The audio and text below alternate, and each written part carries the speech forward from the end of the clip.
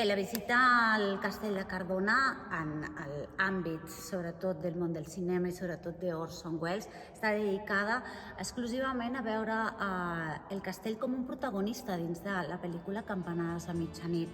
Recorrem els diversos punts, oi? Des dels que es van gravar escenes famoses en aquest llargmetratge tan importants dins de la història d'Orson Welles. I Lord Percy, allà d'esquenes, va quedar completament nu. Evidentment, hi havia una lògica marxa d'Orson Welles de l'Amèrica als Estats Units del moment. Intentem veure el castell des d'un altre punt de vista, no com aquesta estructura bèl·lica medieval dels senyors de Cardona, sinó com un plató de cinema i protagonista d'una història del segle XX. Però segurament a nivell social, oi, l'arribada d'Orson Welles és quelcom que encara queda en l'imaginari de la gent de Cardona. Orson Welles pertany a l'Star System, pertany a l'Old Hollywood dels anys 50 i 60.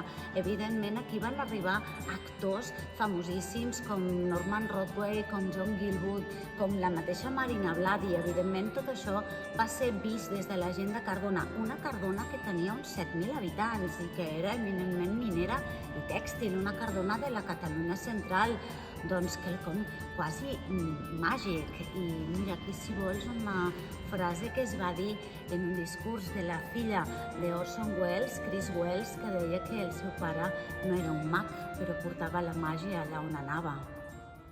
Sortíem de l'escola i llavors era l'hora que aquesta gent dinava, no?